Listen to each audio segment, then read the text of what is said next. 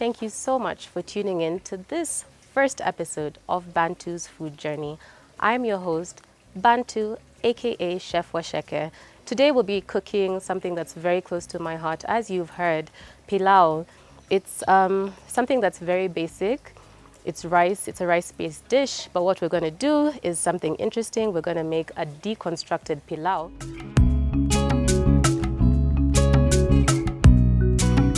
As you may or may not know, pilau is a rice-based dish. It has its history in so many parts of the country, mainly India, Tanzania, and my mom is from TZ, so I will be doing the TZ version of pilau. For this, you're going to need some rice, one of my favorite ingredients, which is garlic and ginger, cinnamon sticks, and this is something that we in TZ call iliki, which is cardamom, spring onion, parsley, coriander, one of the main, like this is an ingredient that's almost as important as rice, onions. And that's one thing my mom always tells me, utamu wa pilau ni kwenye vitunguu. What we have here are a combination of these ingredients here. We put them in a kinu, which is what we use to grind spices, and dry fry them. So you use absolutely no oil, and it's a way of roasting spices, which is really quite incredible. The flavor profile is insane. You definitely need your water, and as you know, there are water to rice ratios to have the perfect pilau, and of course some oil. So we need to get started with the first step, which is you have your pot on the grill, and I'll explain why I chose a grill as opposed to cooking indoors. The reason I chose to cook on the grill today as opposed to doing it indoors is because it just, you know, when you cook on charcoal, it tends to give you a really nice smoky flavor, an earthy flavor that actually elevates everything that we're going to be dealing with today. And as you can see, we have some very nice fresh ingredients. So I'm going to add, now that we've got the oil bubbling up, we can add the onions. And it's quite hot, so we need to move quickly here.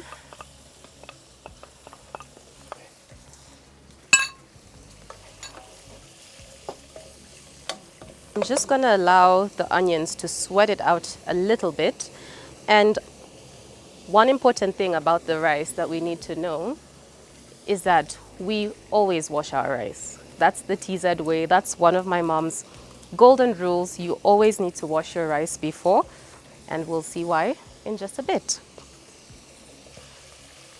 So the thing with cooking on a grill like this, you can't really control the heat, but there are different things that you can do to kind of get yourself there.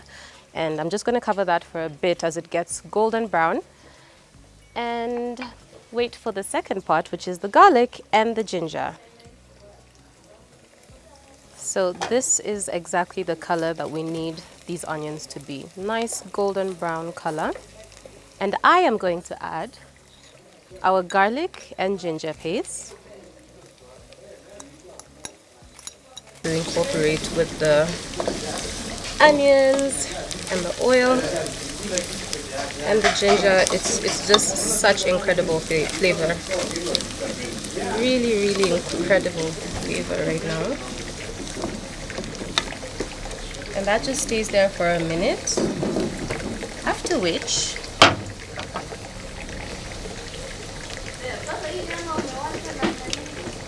we have our master spice blend. And we're just going to do 2 very heaped tablespoons.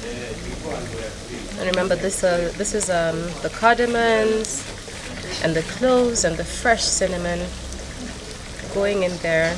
I'll add just a bit for luck.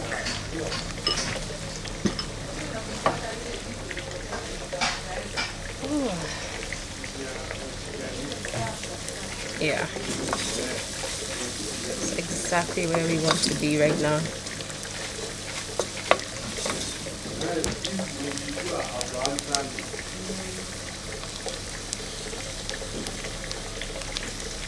I remember being a child and when my mom would cook pilau, the only time I was allowed to help was either, when I was picking the rice or washing the rice or maybe mixing the kachumbari and stuff. And to be able to have, just the fact that I was able to learn this recipe from both my grandma and my mom, it's just an absolute blessing, let me tell you.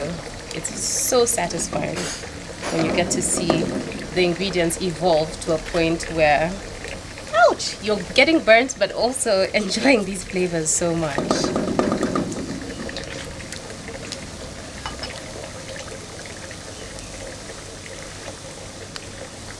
Up next we have our spring onions.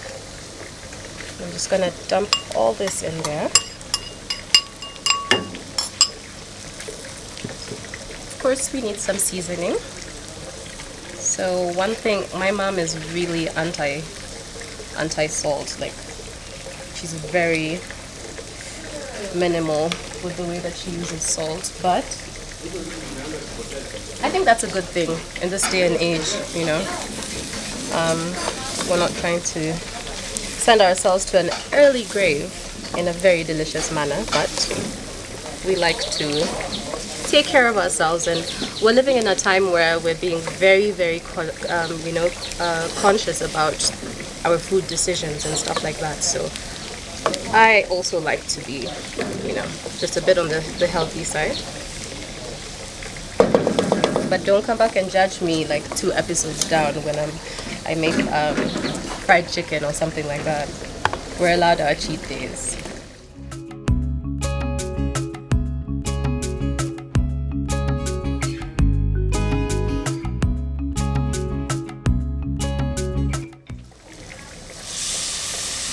When you add the spices, that the spices really get to cook. Going to add the rest of our water right now.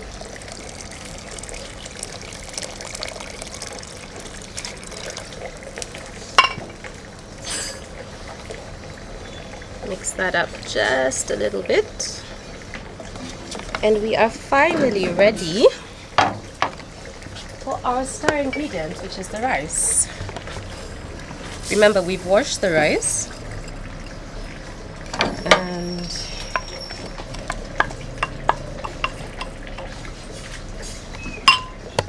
we are going to give that a good stir. And I don't want to see anything about pilau and jerry in the comments, guys, okay? We want positive thoughts. And the last 2 ingredients are the herbs. We have a bit of coriander,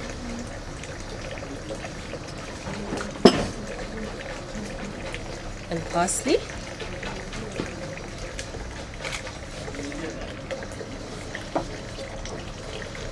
Just gonna give that a final stir. And remember, this is a deconstructed pilau, so we really had to ensure that the rice was flavorful. Yeah. And we're gonna leave that for some time. In the 21st century, knowledge is changing, and those who will thrive are those who can collaborate, adapt, try, fail a lot. Those who will lead us into the future are those who will create new knowledge, the trailblazers, the innovators. Those who will win will be bred in Riara University, nurturing innovators, now offering undergraduate courses in business, law, and education. Now that our pilau is cooking further in the stove, we can now focus on the second part of our deconstructed pilau, which is the rump steak. So we have some very nice rump steak here, straight from the farm, which is in Kandara, Muranga County. Shout out to Muranga. We like to keep things healthy and from farm to fork, as most people say. So I prepared this by marinating it in a bit of olive oil and salt. We're trying to keep it simple because actually a lot of the times you'll find that less is more. and that is why we are doing a rump steak dry fry. For this, we will need some oil, your rump steak, which, by the way, you need to slice against the grain, otherwise it becomes very chewy. So always slice against the grain. Once again, one of my favorite ingredients, which is onions. You have your salt, which, as we said, we're not using too much salt. And of course, we need some very simple herbs, which is coriander, dhania, and parsley. So we've had our pan chilling on the grill, and I'm just going to put a little bit of oil here.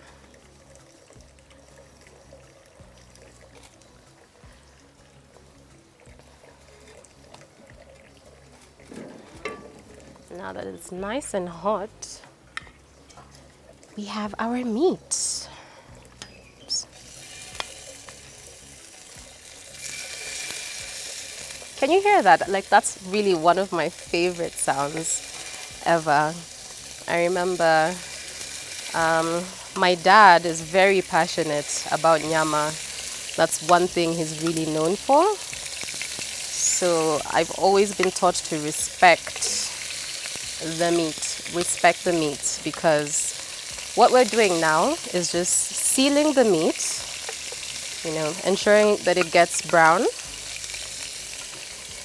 Just gonna pick a few more because it's getting quite hot.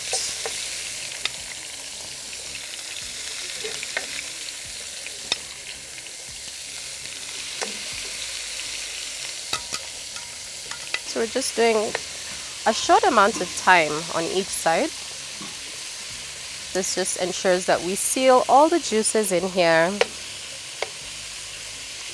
And you're also sealing the flavor. And who doesn't love flavorful meats? And that's the thing about Kenyan everything, Kenyan food. Like, I love the way this meat, that's a great color. That's the type of color we're looking for over here. Just a nice brown color. And you see, and that's the thing, because this recipe is so simple, but it really just doesn't mess with the meat too much. So it's quite authentic, if you ask me.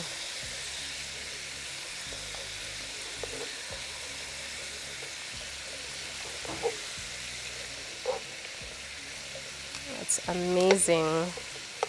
This is what happens when you respect your ingredients. And there's nothing I love more than fresh produce. Absolutely incredible. And that's why it's going to be absolutely perfect. We're not doing too much with the rump steak because the pilau, as you saw, the pilau has so much flavor and it's so spicy that I just felt that, one can't go wrong by just choosing a very simple protein as a side. We add the onions, but in stages. So we don't want to overwhelm this beautiful, beautiful pot that we have here. We just want to add this momentarily, allow them to sweat it out and sweat all these flavors into this one pot, and give it some time. What I've done now is I've added 2 to 3 rounds of onions, because you really need to let them cook down, and you want your onions to be ready. Like, you don't want them to be raw like in a kachumbari, which of course kachumbari is the next part of today's recipe. But I'm going to put this aside and let it cook down and get back to that in the end as we focus on the kachumbari. So I'll just cover that to seal in all the flavor. In the 21st century, knowledge is changing, and those who will thrive are those who can collaborate, adapt, try, fail a lot.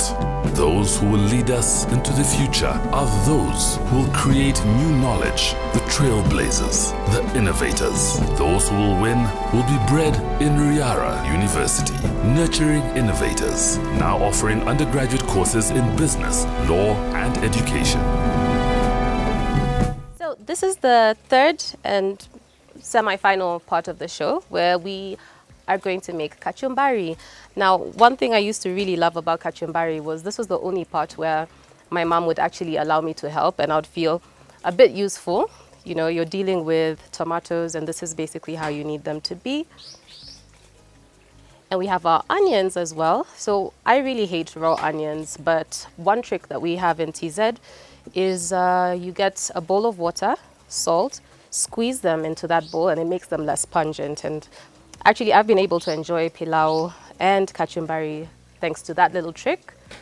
We have lemon juice, lemon rind,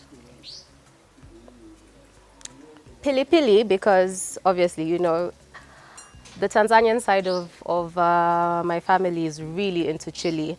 Once again, these have been our go-to herbs of the day: coriander and parsley, and salt. So I'm just going to start with the tomatoes and the onions. And basically, the proportions don't really matter too much.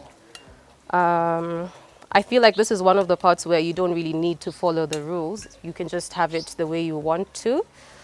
Have a dash of coriander.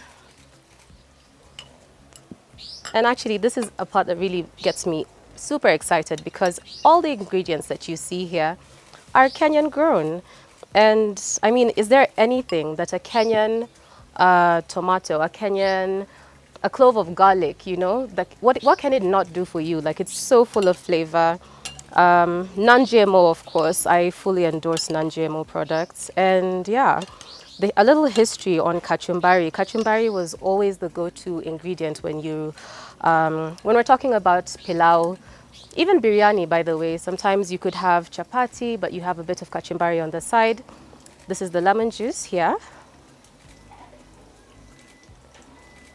And the funny thing is, kachumbari is actually, it's just called different things in different countries. I remember in South Africa, it's known as symbols, and in Mexico, it's known as salsa. So, you know, there are different ways that you can refer to kachumbari. And it's made in pretty much similar ways. But don't I love authentic Kenyan? So I'm just gonna add a small dash of salt. Once again, with the chili, it's up to you to decide how you like it. I like a bit of a punch. And here we go.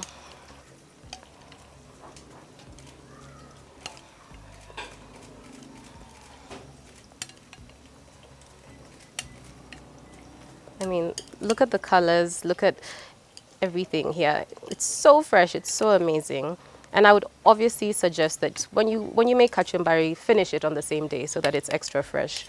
I mean, the last thing you want to do is put your kachumbari in the fridge, serve up some pilau tomorrow at lunchtime, and add kachumbari to the microwave. We don't want to do that. We like it nice and fresh.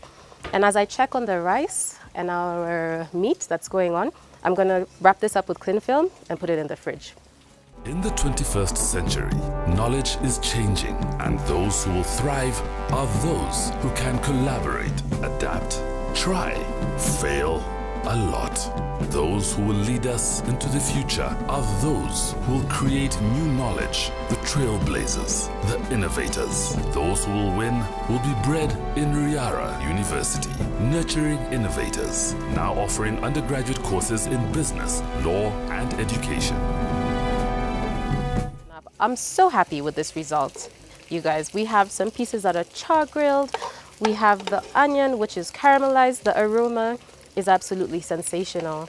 And I'm really happy because we used very basic ingredients, apart from, of course, the prime cut that came straight from Moranga, which I'm quite happy about. This was an excellent piece of rump steak. But once again, the focus should be on how you prepare it and how you treat it to get this type of result. And our pièce de résistance, which is the pilau. I'm also really, really happy with this. The rice is not like sticking together, it's not soggy. We use the perfect amount of water. The spices are here. I mean, everything is coming up. The cardamom, the iliki, you know, I'm just really, really so happy. My mom would be proud.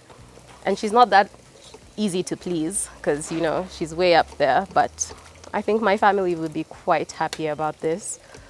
And without further ado, I want to get plating. In the 21st century, knowledge is changing, and those who will thrive are those who can collaborate, adapt, try, fail a lot. Those who will lead us into the future are those who will create new knowledge, the trailblazers, the innovators. Those who will win will be bred in Riara University, nurturing innovators, now offering undergraduate courses in business, law, and education.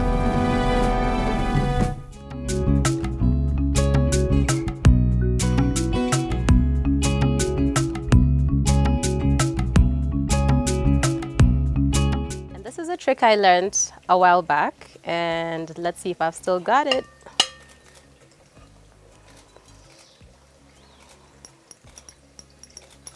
This is what you should get.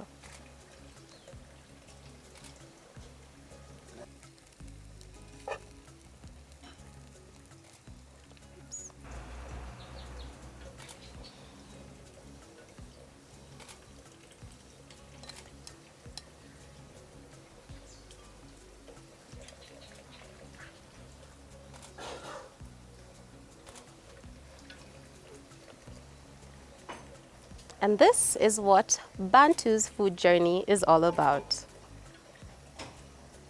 Thank you so much for tuning in. I've been your host, Chef Bantu, and I just want to say thank you so much. This has been an incredible journey. Thank you for listening to my story about some of the foods that I grew up eating and enjoying. And I just want to take you guys on this journey with me as we look at different twists on what we can do to really nice traditional home-cooked food.